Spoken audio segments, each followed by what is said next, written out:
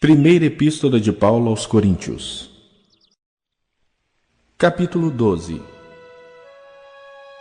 A respeito dos dons espirituais, não quero, irmãos, que sejais ignorantes. Sabeis que outrora, quando éreis gentios, deixáveis conduzir-vos aos ídolos mudos, segundo éreis guiados.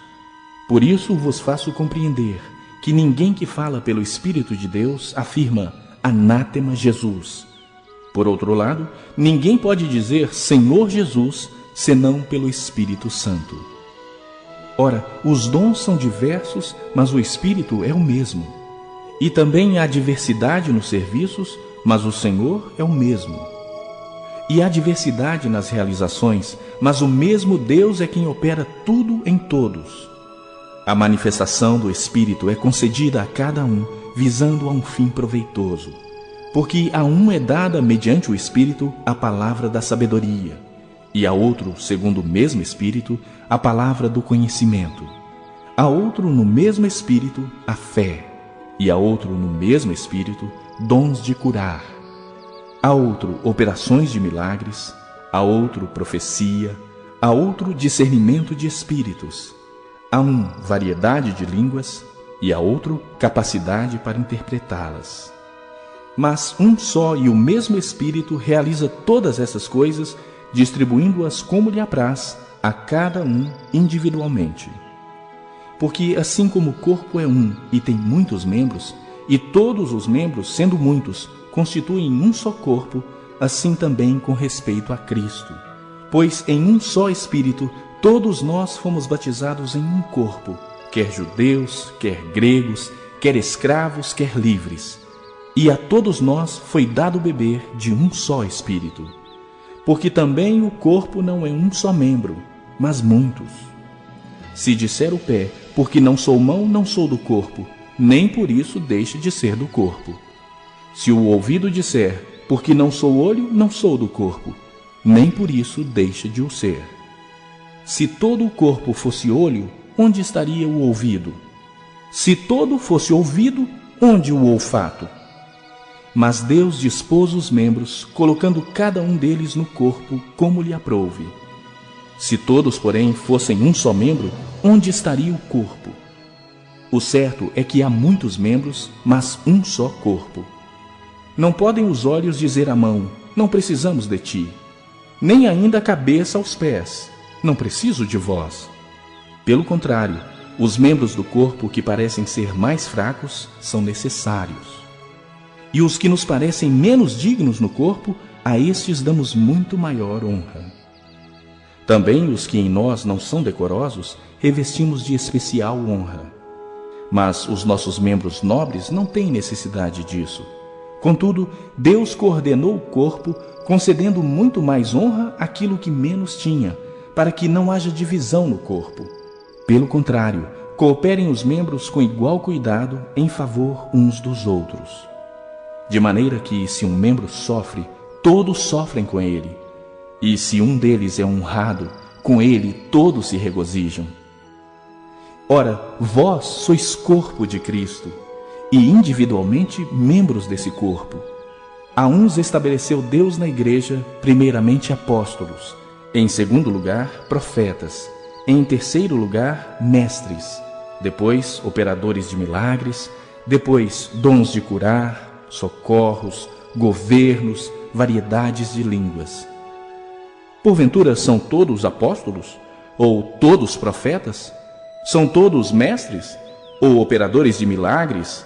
Têm todos dons de curar? Falam todos em outras línguas? Interpretam-nas todos? Entretanto, procurai com zelo os melhores dons. E eu passo a mostrar-vos ainda um caminho sobremodo excelente. O segundo livro dos Reis, capítulos 6 e 7. Eliseu dirigia um grupo de profetas. Um dia eles lhe pediram: o lugar onde moramos com você é muito pequeno. Dê licença para irmos até o Rio Jordão, a fim de cortar algumas árvores. Com elas construiremos uma casa para a gente morar.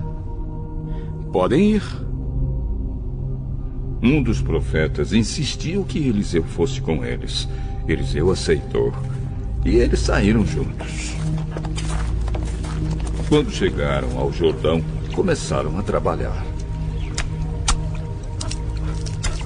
Um deles estava cortando uma árvore, quando, de repente, o ferro do seu machado escapou do cabo e caiu na água.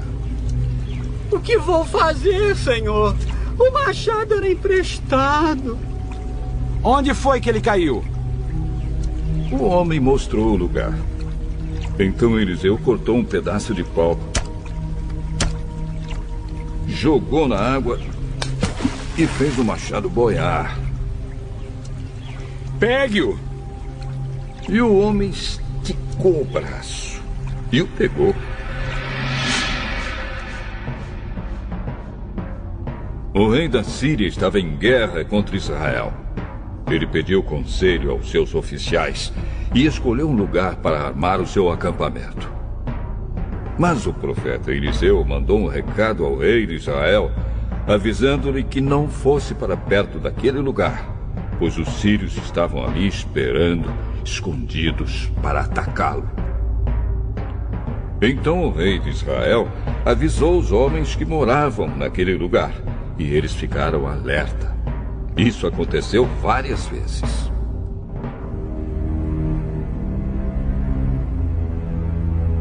O rei da Síria ficou muito aborrecido. Então chamou seus oficiais e perguntou a eles: qual de vocês está do lado do rei de Israel?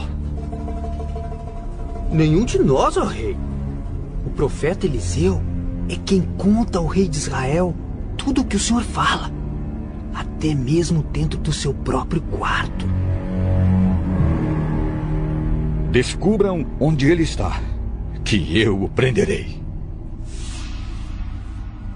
Contaram ao rei que Eliseu estava em Dotã, e ele mandou para lá uma grande tropa de soldados com cavalos e carros de guerra.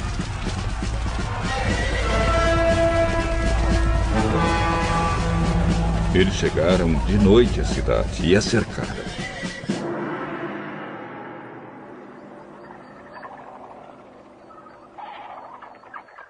No dia seguinte, cedinho, o empregado de Eliseu levantou-se e saiu de casa. Aí viu as tropas sírias com seus cavalos e carros de guerra cercando a cidade. Então, entrou em casa e disse a Eliseu: Senhor, nós estamos perdidos. O que vamos fazer? Não tenha medo, pois aqueles que estão conosco são mais numerosos do que os que estão com eles. Então orou assim: Ó Senhor Deus, abre os olhos do meu empregado e deixa que ele veja. Deus respondeu à oração dele. Aí o empregado de Eliseu olhou para cima e viu que ao redor de Eliseu o morro estava coberto de cavalos e carros de fogo. Quando os sírios atacaram, Eliseu orou assim: Ó Senhor Deus, faze com que esses homens fiquem cegos.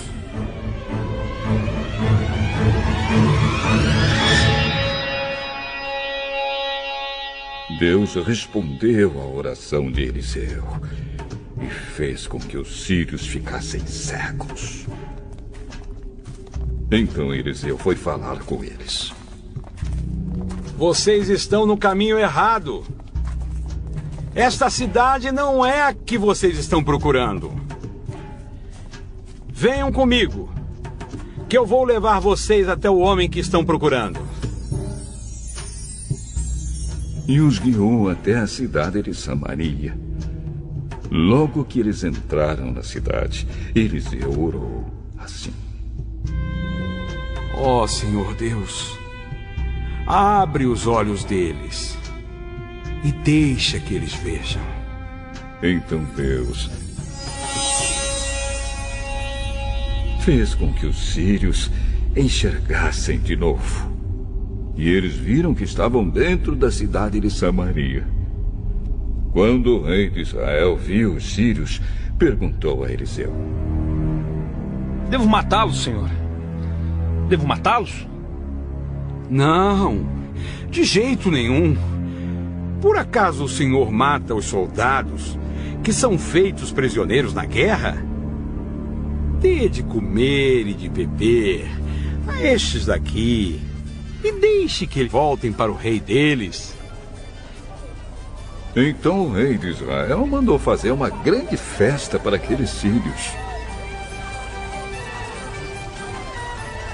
E depois que comeram e beberam, ele os mandou de volta para o rei da Síria. Daí em diante, os sírios pararam de atacar a terra de Israel. Algum tempo depois, o rei Ben-Hadad da Síria levou todo o seu exército para lutar contra Israel e cercou a cidade de Samaria. Por causa disso, a falta de alimentos naquela cidade foi tão grande que uma cabeça de jumento custava 80 barras de prata e 200 gramas de esterco de pomba custavam 5 barras de prata. Certo dia, o rei de Israel estava passando por cima da muralha da cidade, quando uma mulher gritou para ele: "Ó rei, meu senhor, me ajude!" Se o Senhor Deus não ajudar você, como é que eu posso ajudá-la? Você pensa que eu tenho trigo ou vinho? Mas diga, qual é o seu problema? Outro dia essa mulher me disse: "Vamos comer o seu filho hoje e amanhã comeremos o meu." Então, nós cozinhamos o meu filho e o comemos. No dia seguinte, eu disse que era a vez de comermos o filho dela, mas ela o escondeu. Ao ouvir isso, o rei rasgou as suas roupas em sinal de desgosto. E as pessoas que estavam perto da muralha viram que por baixo das suas roupas ele estava vestido com roupa de pano grosseiro. E o rei gritou: "Que Deus me mate se, antes que o dia acabe, eu não mandar cortar a cabeça de Eliseu, filho da Safate." E mandou que um mensageiro fosse buscá-lo. Enquanto isso, Eliseu estava em casa com alguns chefes do povo que haviam ido visitá-lo. Antes que o mensageiro do rei chegasse, Eliseu disse aos chefes: "Aquele assassino está mandando alguém para me matar. Por isso, quando ele chegar, fechem a porta e não deixem que entre. O próprio rei virá logo depois dele." Eliseu ainda estava falando com eles, quando o rei chegou e disse: Foi o Senhor Deus quem fez cair toda esta desgraça sobre nós. Por que iria eu ficar mais tempo esperando que ele fizesse alguma coisa? Eliseu respondeu: "Escute o que o Senhor diz. Amanhã, a esta hora, você poderá comprar em Samaria 3,5 quilos do melhor trigo, ou 7 quilos de cevada, por 1 barra de prata." O ajudante pessoal do rei disse a Eliseu: "Mesmo que o Senhor Deus abrisse janelas no céu e fizesse cair trigo e cevada, isso nunca poderia acontecer." Com os seus próprios olhos, você vai ver isso acontecer. Mas não vai comer. Jonas, capítulo 1. Certo dia, o Senhor Deus disse a Jonas, filho de Amitai: Apronte-se, vá à grande cidade de Nínive e grite contra ela, porque a maldade daquela gente chegou aos meus ouvidos.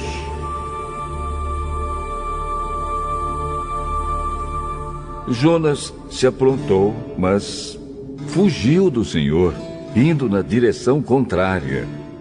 Ele desceu a Jope e ali encontrou um navio que estava de saída para a Espanha. Pagou a passagem e embarcou a fim de viajar com os marinheiros para a Espanha, para longe do Senhor. No entanto, Deus mandou um forte vento e houve uma tempestade no mar. Era tão violenta que o navio estava em perigo de se partir ao meio. Os marinheiros ficaram com muito medo e gritavam por socorro, cada um ao seu Deus. E, para que o navio ficasse mais leve, jogaram a carga no mar. Porém, Jonas tinha descido ao porão e ali havia se deitado e caído num sono profundo. O capitão do navio o encontrou ali. Como é que você está aí dormindo? Levante-se e peça socorro a seu Deus! Pode ser que ele tenha pena de nós e não deixe a gente morrer. Os marinheiros disseram uns aos outros: Vamos tirar a sorte para descobrir quem é o culpado de estarmos nesse perigo.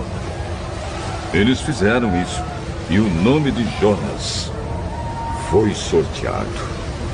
Então perguntaram a ele: Agora diga! Quem é o culpado de tudo isso?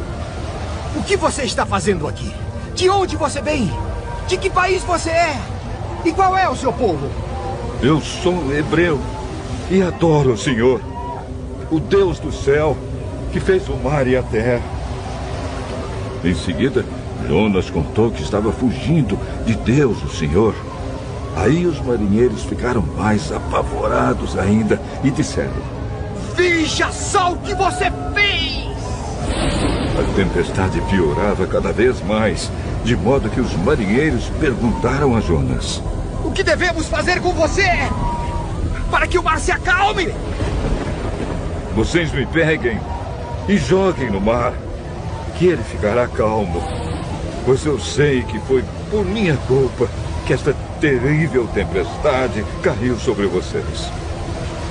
Em vez de fazerem isso, os marinheiros começaram a remar com toda a força, tentando levar o navio para a praia.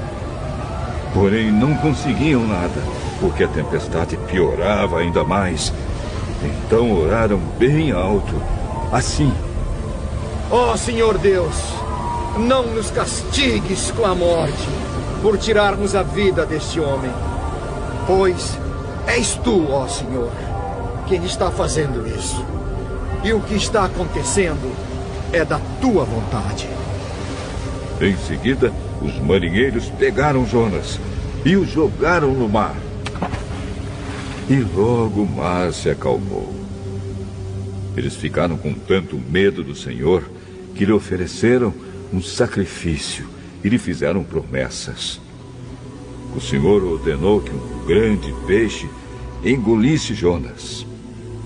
E ele ficou dentro do peixe 3 dias e 3 noites.